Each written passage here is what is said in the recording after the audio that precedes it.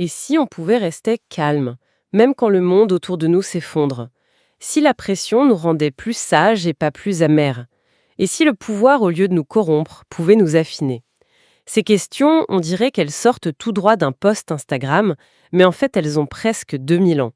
Elles étaient au cœur de la vie d'un homme qui dirigeait le plus grand empire de son temps, Marc Aurèle. Et c'est là tout le paradoxe qui nous intéresse aujourd'hui. D'un côté, on a l'image de l'empereur de Rome, l'homme le plus puissant du monde.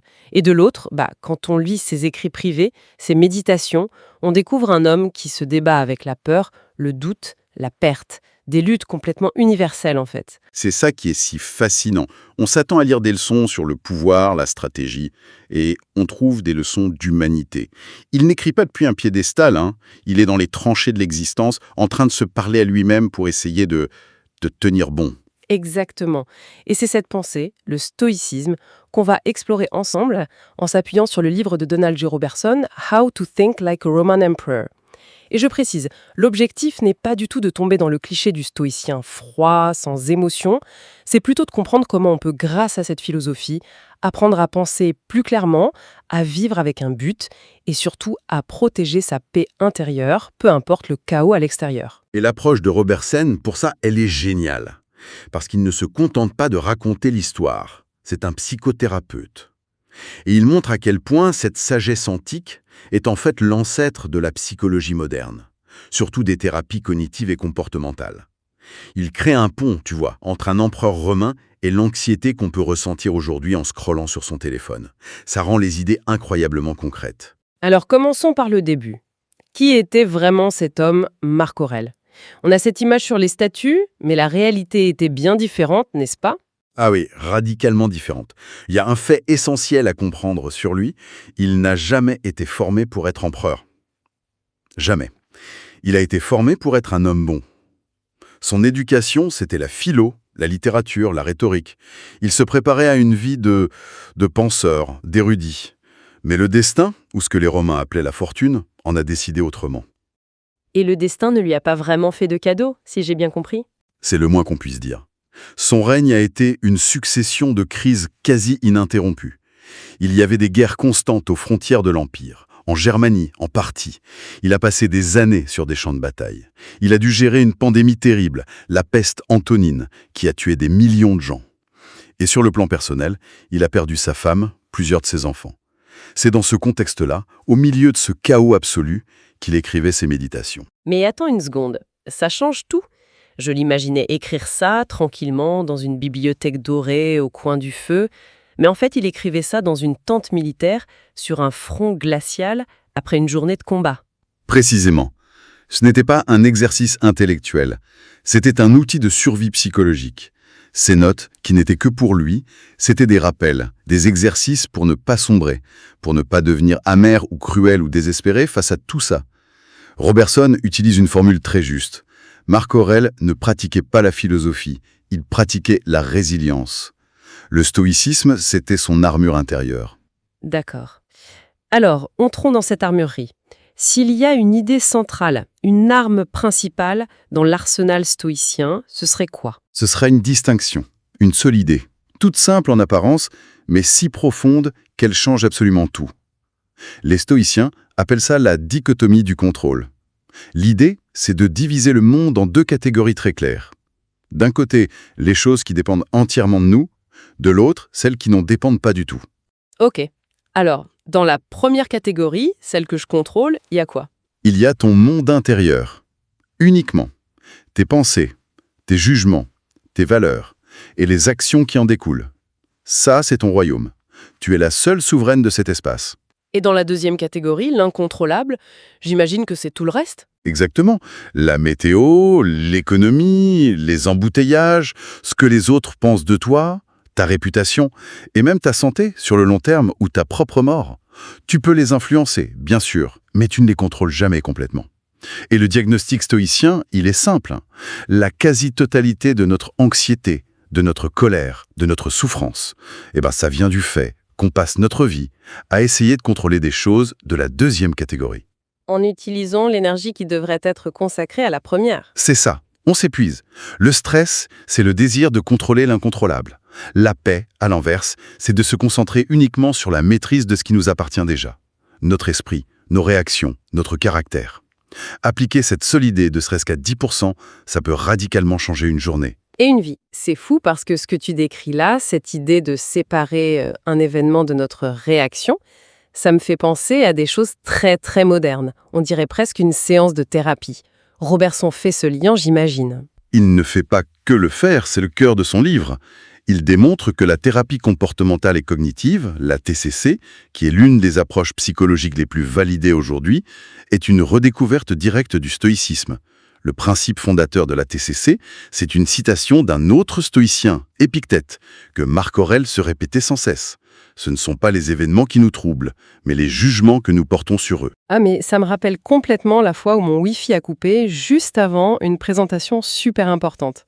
Ma première pensée, viscérale quoi, ça a été « c'est une catastrophe ». Mais si j'y repense avec ce filtre stoïcien, le fait brut c'était juste « il n'y a pas de connexion Internet ». La catastrophe, c'était entièrement mon jugement. C'est l'histoire que je me suis racontée et qui a fait monter le stress en flèche. C'est l'exemple parfait. Marc Aurèle s'entraînait activement à ça. Face à un événement déplaisant, un général incompétent, une critique injuste, il faisait une pause et il se demandait « quel est le fait brut ? Et quel est le jugement que je suis en train d'ajouter par-dessus ?» Il s'agit de retirer cette couche d'interprétation. Ce n'est pas du déni, attention. Ce n'est pas dire « tout va bien quand tout va mal », c'est de la clarté mentale. Regarder la réalité en face, sans le filtre déformant de nos réactions automatiques. En changeant le jugement, tu changes l'expérience émotionnelle. Et pour faire ce travail mental, il utilisait une métaphore que je trouve magnifique, celle de la citadelle intérieure. Oui, c'est une image centrale pour lui. L'idée, c'est de se construire une forteresse imprenable à l'intérieur de son propre esprit. À l'extérieur, les tempêtes peuvent faire rage, les gens peuvent trahir, les plans échouer, le corps peut tomber malade. Mais à l'intérieur de cette citadelle, il y a un sanctuaire, un lieu de calme et de raison, où rien ni personne ne peut nous atteindre. J'adore l'idée. Mais concrètement, avec quoi on construit les murs de cette citadelle ? Si ce n'est pas avec le succès, l'argent ou l'approbation des autres, qu'est-ce qui peut bien nous protéger quand tout s'effondre ? Les murs sont faits des seules choses que personne ne peut nous enlever. Les fondations, ce sont nos valeurs. Les murs, c'est notre capacité à raisonner clairement, à faire cette fameuse distinction. Et le donjon, c'est notre caractère. Le but de la pratique stoïcienne, c'est de passer sa vie à renforcer ces fortifications. Non pas en espérant que la vie nous épargne, ce qui est un vœu pieux, mais en devenant soi-même assez solide pour encaisser n'importe quel choc. C'est là que je bloque un peu parfois. Devenir solide, inébranlable, ça sonne un peu froid, presque inhumain. C'est le cliché du stoïcien qui ne ressent rien, qui serre les dents en permanence. Est-ce qu'on ne risque pas de se couper de ses émotions en construisant cette forteresse ? Ah, ça c'est l'erreur la plus commune sur le stoïcisme. Et c'est une erreur fondamentale. Les stoïciens ne suppriment pas leurs émotions. Ils les analysent. Ils ne cherchent pas à ne rien ressentir. Ils cherchent à ne pas être esclaves de leurs sentiments. La distinction est cruciale.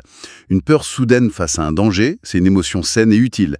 Mais l'anxiété chronique qui nous ronge à propos d'un futur hypothétique, ça, pour eux, c'est une passion au sens de pathologie qui nous détruit. Donc, la colère face à une injustice, c'est normal.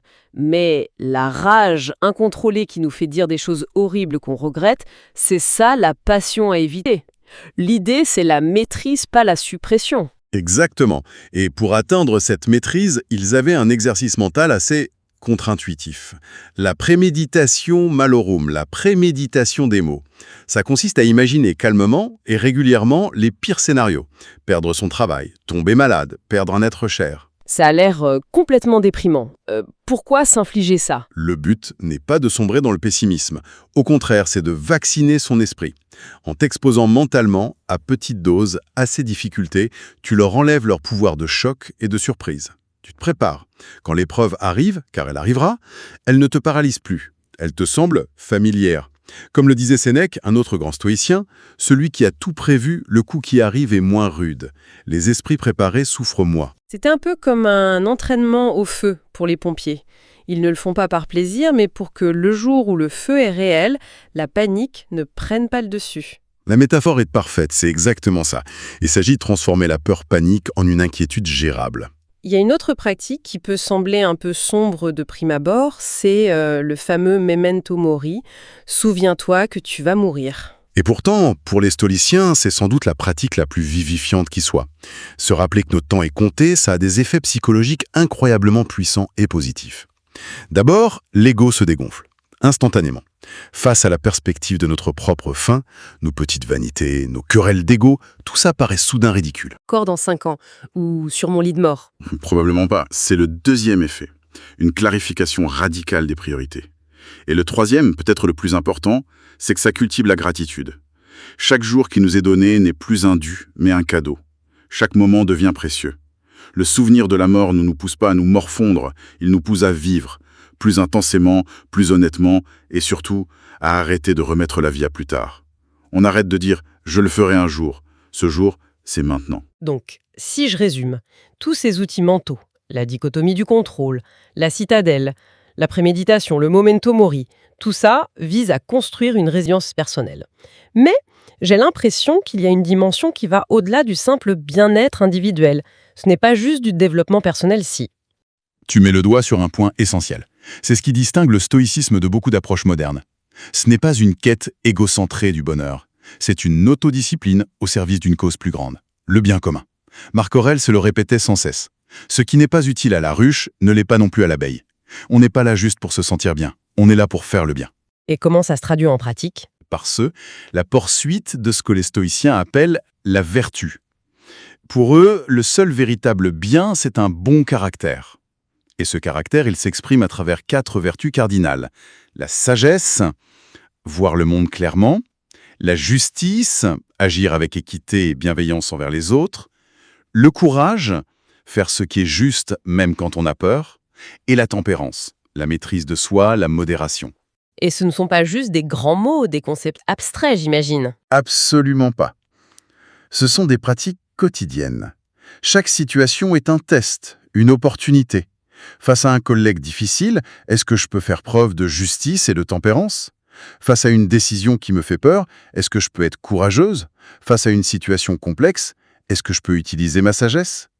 La vie devient un terrain d'entraînement permanent du caractère. La question que le stoïcisme nous pose à chaque instant, ce n'est pas « comment puis-je être heureuse ?» mais « quel genre de personne ce moment me demande-t-il d'être ?» Et quand on regarde notre époque, un monde d'anxiété, de comparaison sociale sur les réseaux, d'indignation permanente, de surstimulation, on se dit que cette philosophie n'est pas ancienne en fait. Elle est urgente. Elle est plus pertinente que jamais. L'appliquer aujourd'hui, ça peut prendre des formes très concrètes. Ne pas réagir à la seconde à cet email ou à ce message qui nous met en colère, mais s'accorder la fameuse pause stoïcienne. Choisir de préserver son intégrité plutôt que de gagner une dispute en ligne pour flatter son ego. Exactement. Accepter un échec sans sombrer dans l'autodétestation, en se rappelant que seul l'effort dépendait de nous, pas le résultat final. Se concentrer sur ses propres actions plutôt que de s'angoisser sur les événements mondiaux qu'on ne contrôle pas. C'est ça. Ça ne veut pas dire être passif, mais mettre son énergie là où elle a un impact réel. Il y a une formule qui résume bien tout ça. Le stoïcisme n'élimine pas la douleur de la vie. La perte, la maladie, la déception, ça fait partie du jeu. Mais il peut éliminer la souffrance inutile, celle qu'on s'inflige à soi-même par nos jugements et nos réactions démesurées. En fin de compte, Marc Aurèle a gouverné un empire immense, mais la leçon qu'il nous laisse, c'est que sa plus grande bataille et sa plus grande victoire, ce fut la maîtrise de son propre esprit. Et la bonne nouvelle, c'est qu'il n'y a pas besoin d'être un empereur pour se lancer dans cette conquête. Pas du tout. Les ingrédients sont à la portée de tous. La conscience de soi, pour observer nos pensées sans les subir, la discipline pour les réorienter vers ce qui est constructif, la vertu comme boussole pour guider nos actions, et puis le courage de vivre en accord avec ses propres principes, même quand c'est difficile. Tout ce parcours nous laisse avec une pensée finale, assez vertigineuse. Le monde extérieur ne changera peut-être pas de sitôt. Il y aura toujours des crises, des injustices, des difficultés. Mais nous pouvons changer. Et ça change tout. Exactement. Et on va se quitter sur une dernière question, une pensée à méditer inspirée par tout ce qu'on vient de dire. Si le plus grand empire n'est pas celui que l'on gouverne à l'extérieur, mais celui que l'on maîtrise à l'intérieur, quelle est la première province de son propre esprit que l'on choisirait de pacifier aujourd'hui ?